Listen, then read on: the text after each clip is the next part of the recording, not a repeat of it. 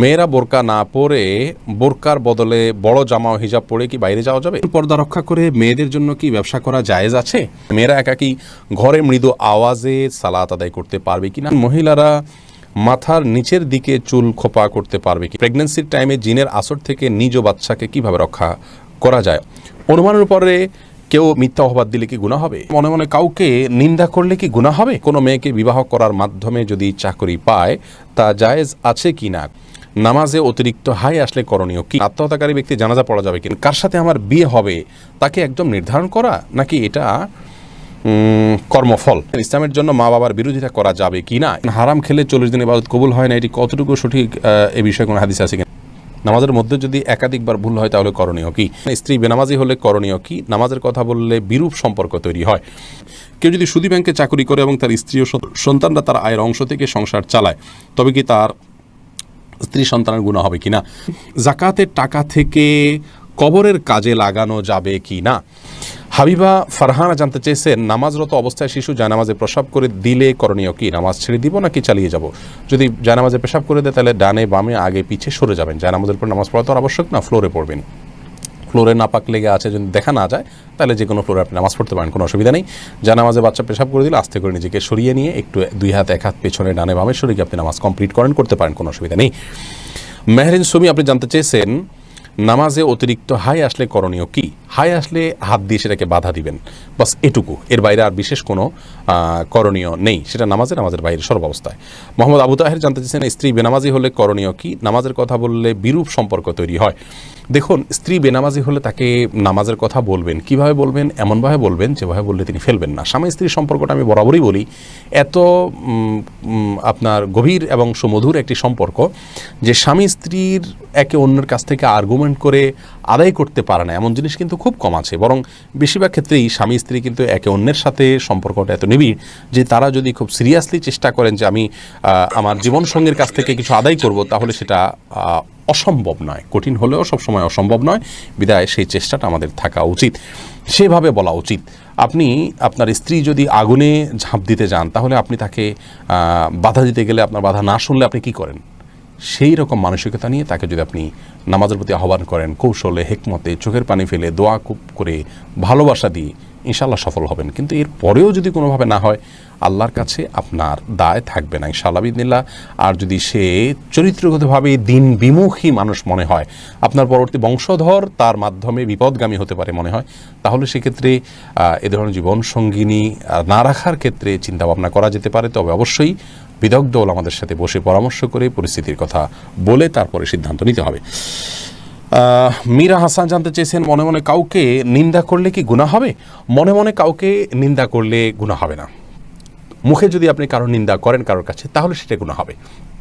তবে কারোর ব্যাপারে যদি আপনি কুধারণা করেন, অর্থাৎ ধরুন তার একটা কাজ, এটার 2টা ব্যাখ্যা হতে পারে, ভালো হতে পারে, খারাপও হতে পারে। ভালো হওয়ার পসিবিলিটি যদি 1%ও থাকে, তারপরেও তার ব্যাপারে কুধারণা করা কিন্তু হারাম। মনে মনে কুধারণা করলেও আপনি মুখে কিছু বললেন না, মনে মনে ধারণাটা খারাপ করলেন, এটাও কিন্তু গুনাহ। কিন্তু একটা মানুষ খারাপ কাজ করছে, চুরি করছে, আপনি দেখতে পেয়েছেন, তাহলে মনে মনে তাকে চোর মনে করলেন, এটাতে কোনো গুনাহ হবে না। মানুষের কাছে তার বদনামি করলে সেটা গুনাহ হবে, কিন্তু মনে মনে তার খারাপ দোষটার কথা কল্পনা করে ঘৃণা করলেন, এটাতে গুনাহ হবে না। এরপরে সাইদ জিহাদ আপনি জানতে চেয়েছেন, অনুমানের উপরে কেউ মিথ্যা অপবাদ দিলে কি গুনাহ হবে? খুবই গুরুত্বপূর্ণ একটি প্রশ্ন করেছেন ভাই সাইদ। অনুমানের পরে কেউ যদি মিথ্যা ধারণা করেন কারোর প্রতি, এটি গুনাহ হবে, জঘন্য গুনাহ হবে। নবী করিম সাল্লাল্লাহু আলাইহি সাল্লাম বলেছেন, ইয়াকুম ওয়াজ্জান, তোমরা কুধারণা থেকে বেঁচে থাকবে, ফাইন্না যন্না আকযাবুল হাদিস, কারণ কুধারণা এটা সবচেয়ে বড় মিথ্যা। সবচেয়ে বড় মিথ্যা হলো কুধারণা। এবং আল্লাহ রাব্বুল আলামিন কোরআনে কারিমে বলেছেন যে ইজতানিবু কাসীরাম মিনায-যন, তোমরা অনেক ধারণা, অর্থাৎ মানুষের প্রতি বিরূপ ধারণা যেগুলো, খারাপ ধারণা যেগুলো, সেগুলো থেকে তোমরা বেঁচে থাকো। কারণ ইন্না বা'দায-যন্নি ইসম, কারণ কিছু ধারণা, অর্থাৎ যে ধারণাগুলো বিরূপ হয়ে থাকে মানুষের প্রতি, এগুলো গুনাহের কাজ, অপরাধের কাজ। কারোর ব্যাপারে সুধারণা করার কোনো যদি সুযোগ থাকে, 100%-এর ভিতরে 1%ও যদি সুযোগ থাকে, তাহলে তার প্রতি সুধারণা করতে হবে। এবং সুধারণা করার পরে আপনি কিন্তু একটা নেক আমলের সওয়াব পাবেন যদি কারোর প্রতি সুধারণা করেন। কিন্তু কুধারণা করলে কোনো সওয়াব তো পাবেনই না, বরং আপনি তার প্রতি কুধারণা করলেন, বাস্তবে আপনার ধারণাটি ভুল হলো, তাহলে কিন্তু আল্লাহর কাছে আপনি দায়ী হবেন। আজকাল সোশ্যাল মিডিয়াতে এত পরিমাণ কুধারণা করি আমাদের তথাকথিত দিনদারদের মধ্যে, ইসলাম প্র্যাকটিস করা মানুষদের মধ্যে, এটি রীতিমতো লজ্জাস্কর। এটা হলো তাকওয়ার দুর্বলতার বিষয়। কারোর নিয়ত, কারোর অন্তরের বিষয়ে আপনি মন্তব্য করতে পারেন না যদি আপনি ন্যূনতম ইসলাম বুঝে থাকেন। আর যদি ইসলামের কোনো কনসেপ্ট, আপনার সঠিক কনসেপ্ট আপনার কাছে না থাকে, অথবা আপনি নিজে খারাপ মানুষ, ফাসেক মানুষ, আল্লাহর ভয় নাই, তাহলে শুধুমাত্র আপনি কারোর নিয়ত নিয়ে কথা বলতে পারেন। এটা অত্যন্ত জটিল একটা জায়গা, খুবই জটিল একটি জায়গা। কারোর অন্তরে কি আছে, কি উদ্দেশ্যে করছে, এটা নিয়ে মন্তব্য কোনো মুসলমান করতে পারেন না। কিন্তু আজকাল সোশ্যাল মিডিয়াতে অহরহ আমরা এই কাজগুলো করছি, আবার নিজেদেরকে আমরা ইমানদার বা দিনদার দাবি করছি। এটা খুবই জঘন্য একটি বিষয়। আল্লাহ তাআলা আমাকেও, আপনাকেও, সবাইকে এগুলো থেকে বেঁচে থাকার তৌফিক দান করুন। এরপরে বদির আলম, আপনি জানতে চেয়েছেন জাকাতের টাকা থেকে কবরের কাজে লাগানো যাবে কি না। জাকাতের টাকা দিয়ে কবরের কাজ করা যাবে না, এটা গরিবের হক, শুধুমাত্র গরিবকেই দিতে হবে। মরিয়ম কামাল, আপনি জানতে চেয়েছেন, আপনার প্রশ্ন উত্তর দিয়েছি, দুঃখিত। খায়রুল হাসান, আপনি জানতে চেয়েছেন কেউ যদি সুদী ব্যাংকে চাকরি করে এবং তার স্ত্রী ও সন্তানরা তার আয়ের অংশ থেকে সংসার চালায়, তবে কি তার স্ত্রী সন্তানের গুনাহ হবে কিনা? কারো উপার্জন যদি হারাম হয়, তার স্ত্রী সন্তানের জন্য সেই উপার্জন খাওয়া জায়েজ হবে কিনা। সেখানে আমরা বলেছি যে যদি বিকল্প কোনো ওয়ে থাকে তাহলে সেখান থেকে তার জীবন ধারণ করতে হবে। আর যদি বিকল্প কোনো পথ ধরারও সুযোগ থাকে তাহলে সেটা ধারণ করতে হবে, তারপরও হারাম খাওয়া যাবে না। আর যদি সেরকম কোনো সুযোগ না থাকে, ধরুন কোনো স্ত্রী, তার স্বামীর হারাম উপার্জন আছে, হারামটা যদি হারাম লেগাইরই হয়, অর্থাৎ উপার্জনের পদ্ধতির কারণে হারাম হয়েছে, যেমন সুদের মাধ্যমে ইনকাম করেছেন ইত্যাদি ইত্যাদি, তাহলে সেক্ষেত্রে সেই উপার্জন স্ত্রী ভক্ষণ করা জায়েজ হবে, তার যদি কোনো বিকল্প তার সামনে খোলা না থাকে জীবন বাঁচানোর জন্য, এটা খেতে পারবেন। কিন্তু তার চেষ্টা করা উচিত যাতে তিনি হালাল এর পথে চলতে পারেন এবং যে কোনোভাবে বিকল্প উপার্জনের পথ তিনি যেন আবিষ্কার করতে পারেন, এই চেষ্টা অব্যাহত রাখা উচিত। এমডি আনোয়ার খান, আপনি জানতে চেয়েছেন কার সাথে আমার বিয়ে হবে তাকে একদম নির্ধারণ করা, নাকি এটা কর্মফল? ভাই আনোয়ার, এটা নির্ধারণ করা আল্লাহ রাব্বুল আলামিন নির্ধারণ করে দিয়েছেন কার সাথে কার বিয়ে হবে। নবী করিম সাল্লাল্লাহু আলাইহি ওয়াসাল্লামের একটি হাদিস থেকে সুস্পষ্টভাবে বিষয়ে আমরা নির্দেশনা পাই। নাজমুর রহমান মেহরাব জানতে চেয়েছেন হারাম খেলে 40 দিন ইবাদত কবুল হয় না, এটি কতটুকু সঠিক? এই বিষয়ে কোনো হাদিস আছে কিনা? হারাম খেলে 40 দিন ইবাদত কবুল হয় না, এরকম নির্দিষ্ট কোনো দিনক্ষণ ঠিক করে দেওয়া আছে বলে কোনো হাদিস আমার জানা নেই। তবে হারাম খেলে তার দোয়া কবুল হবে না এবং সেই দেহ জান্নাতে যাবে না, এরকম আরও অনেক জঘন্য শাস্তির কথা এবং সতর্কতার কথা বলা আছে হাদিসে। সাইম মাহমুদ, আপনি জানতে চেয়েছেন নামাজের মধ্যে যদি একাধিকবার ভুল হয় তাহলে করণীয় কি? ভাই সাইম, দেখতে হবে যে আপনার নামাজে ভুলটা কী ধরনের হয়েছে। যদি ফরজ ছুটে যায় তাহলে একবারও যদি ছুটে যায় তাহলে নামাজ ওইটা আবার পড়তে হবে আপনাকে। আর যদি ওয়াজিব ছুটে যায় তাহলে একবারের বেশি 2বার 3বারও যদি ওয়াজিব ছুটে, 3টা ওয়াজিব যদি ছুটে যায় শেষে একটা সিজদা দিলে হয়ে যাবে। আর যদি সুন্নাত বা নফল ছুটে তাহলে একাধিক ছুটলেও নামাজ হয়ে যাবে, যদিও তার মান কমে যাবে। এস এম হাসানুজ্জামান হাসান, আপনি জানতেছেন আত্মহত্যাকারী ব্যক্তির জানাজা পড়া যাবে কিনা? হ্যাঁ, আত্মহত্যা ব্যক্তির জানাজা পড়া যাবে, তবে আত্মহত্যাকারী ব্যক্তির জানাজা সমাজের সম্ভ্রান্ত এবং নেতৃত্বশীল ব্যক্তিরা, ইমাম সাহেব সহ গুণীজনরা পড়বেন না, যাতে করে অন্যরা আত্মহত্যা করতে প্ররোচিত না হয় এবং নিরুৎসাহিত হয়। সেই জায়গা থেকে নবী করিম সাল্লাল্লাহু আলাইহি ওয়াসাল্লাম আত্মহত্যাকারী জানাজা নিজে পড়েননি, কিন্তু অন্যদেরকে পড়ার নির্দেশ করেছেন। যিনি আত্মহত্যা করে মারা গেছেন তিনি কাফির নন, অমুসলিম হয়ে যাননি, যার কারণে তার জন্য তো আরও বেশি দোয়া করতে হবে, তাই জানাজা পড়তে হবে। বাট ওই যে বললাম, গণ্যমান্য ব্যক্তিরা অ্যাভয়েড করবেন।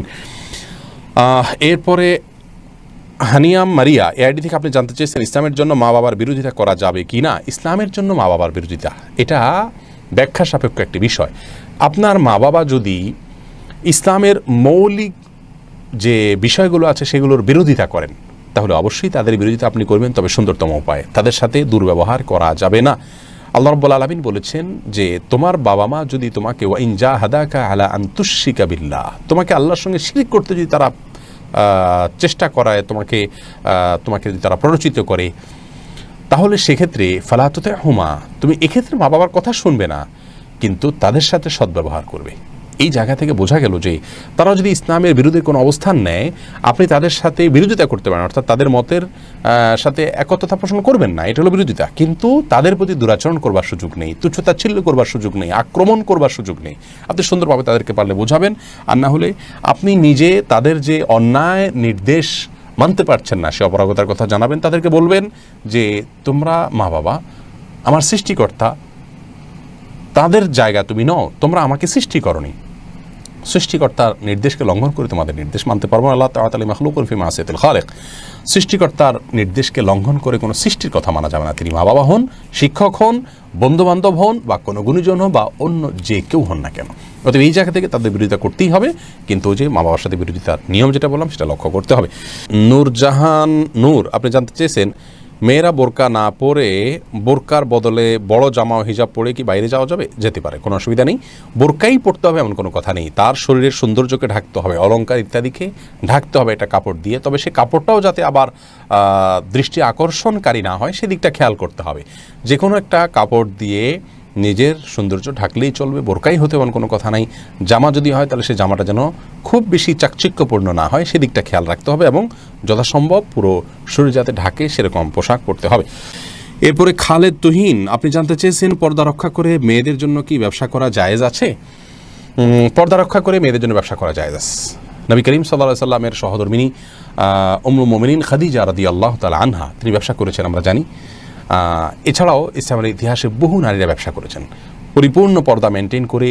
তার যে প্রাইভেসি আছে সেটা তিনি ঠিক রেখে যদি ব্যবসা করতে পারেন, অবশ্যই করতে পারেন। আজকাল বাসায় বসে অনেক ব্যবসা করতে পারেন, অথবা বাসার বাইরে ব্যবসা করতে পারেন, কিন্তু সেক্ষেত্রে তার মুভমেন্ট অন্য অন্য বিষয়গুলো পরিপূর্ণ পর্দা মেনটেনের যে জায়গাটা সেটা তাকে নিশ্চিত করতে হবে।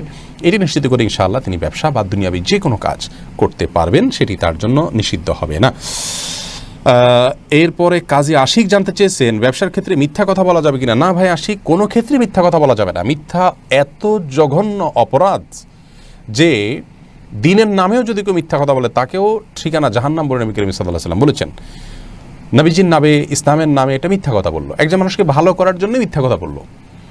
সে একটা কাজ করলে বললো যে এটা করলে আল্লাহ বলছেন জাহান্নামে দেবেন, আসলে আল্লাহ বলেননি, জাস্ট তাকে বিরত রাখার জন্য বললো, খারাপ কাজ থেকে বাঁচানোর জন্য বললো, তবুও জঘন্য অপরাধ। সেখানে ব্যবসার জন্য কীভাবে মিথ্যা কথা বলতে পারেন?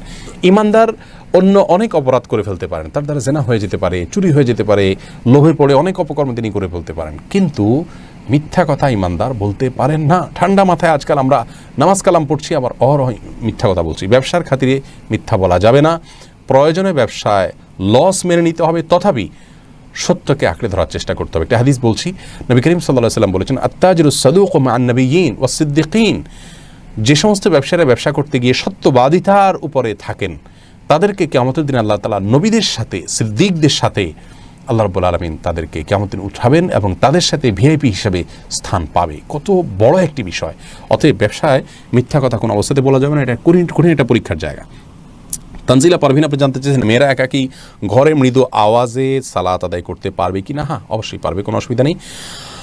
যদি পরপুরুষের কণ্ঠমত আওয়াজ না যায়, মৃদু আওয়াজে পড়তে পারবেন রাতের নামাজে, কোনো অসুবিধা নেই। এমডি জান্নাতুল ফেরদাউস জানতে চেয়েছেন, কোনো মেয়েকে বিবাহ করার মাধ্যমে যদি চাকরি পায় তা জায়েজ আছে কি না? কোনো মেয়েকে বিবাহ করার মাধ্যমে যদি কেউ চাকরি করতে পারেন, কোনো অসুবিধা নেই। যে অমুক মেয়েকে বিয়ে করলে আপনাকে কেউ চাকরি দিবে, করতে পারেন, কিন্তু ওই মেয়েকে বিয়ে করলে মেয়ের বাবা চাকরি দিবে, বা মেয়ের বাবাকে কন্ডিশন দিয়ে দেওয়া যে আপনার মেয়েকে বিয়ে করলে আপনি চাকরি দিবেন, বিদেশ পাঠিয়ে দিবেন, এটা জায়েজ নেই। এটা তো যৌতুক নেওয়া হয়ে গেল। কিন্তু আপনি তার মেয়েকে বিয়ে করলে আপনাকে থার্ড পার্সন কেউ সুযোগ দিল, করতে পারেন। অথবা আপনার যৌতুক না হয় এরকম কোনো যদি অপশন আপনার কাছে থাকে সেটা হতে পারে। ধরুন আপনি নির্দিষ্ট কোনো মেয়েকে বিয়ে করার শর্ত কেউ দিল, আপনি করলেন, এতিম মেয়ে বিয়ে করলে আপনাকে একটা সুযোগ দিবে, আপনি করতে পারেন, এটা জায়েজ আছে। কিন্তু মেয়ের বাবা বা মেয়ের পক্ষের কাছ থেকে সুবিধা নেওয়া ওই মেয়েকে বিয়ে করে, এটা হারাম, জায়েজ নেই। লিমা আক্তার জানতে চেয়েছেন, মহিলারা মাথার নিচের দিকে চুল খোপা করতে পারবে কিনা? পারবে, কোনো অসুবিধা নেই। এরপরে কানিজ সঞ্জিদা জানতে চেয়েছেন, প্রেগন্যান্সির টাইমে জিনের আসর থেকে নিজ বাচ্চাকে কিভাবে রক্ষা করা যায়? অনেক সমস্যা ফেস করছি বোন সঞ্জিদা। প্রথম কথা হলো, এই সময়গুলো খুব স্পর্শকাতর, জিনের উপদ্রব অনেক সময় বেশি হয়ে থাকে। আপনাকে আমরা পরামর্শ দিব, আপনার বাসা থেকে হারামের কোনো লেশ থাকলে সেগুলোকে আপনি বের করে ফেলুন। ধরুন টেলিভিশনে আপনি হারাম কোনো জিনিস দেখেন বা আপনার পরিবারে কেউ দেখেন, এটা টোটালি বন্ধ করে ফেলুন। বাসায় ছবিযুক্ত কোনো কাগজ, ঠোঙ্গা বা কোনো ছবি টুলানো যে কোনোভাবে প্রদর্শিত থাকলে সেগুলোকে ড্রয়ার ইত্যাদিতে ভরে ফেলুন বা বাইরে ফেলে দিন। তৃতীয়ত, আপনার ঘরে ঢোকার সময় প্রত্যেকটা সদস্য যতজন বাসায় আসবে বাধ্য করুন সালাম দিয়ে বিসমিল্লাহ পড়ে বাসায় ঢুকতে, এবং বের হওয়ার সময় বিসমিল্লাহ পড়ে বের হতে। প্রত্যেকটা জিনিস খাওয়ার সময় বিসমিল্লাহ পড়ে খাবেন, শোয়ার সময় ওযু করে এবং ঘুমের দোয়া পড়ে শোবেন, সকাল সন্ধ্যা দোয়া পড়বেন। এর পাশাপাশি আপনি সূরা বাকারা এটা উচ্চ ভলিউমে বা যতটুকু আপনার শুনতে সুবিধা হয় ততটুকু ভলিউমে মোবাইলে বা কোনো কিছু বাজিয়ে আপনি রেখে দিবেন, বা উচ্চস্বরে নিজে তেলাওয়াত করতে পারলে আরও ভালো। আর রুকিয়া অ্যাপ আছে, অনেক রুকিয়ার অ্যাপ আছে যেগুলোতে শুধু কোরআন হাদিসের দোয়া এবং আয়াত আছে শুধুমাত্র, সেগুলোকে চালিয়ে রাখতে পারেন বাসা বাড়িতে, ইনশাআল্লাহ বিদিনিল্লাহ উপদ্রব অনেকখানি কমে যাবে।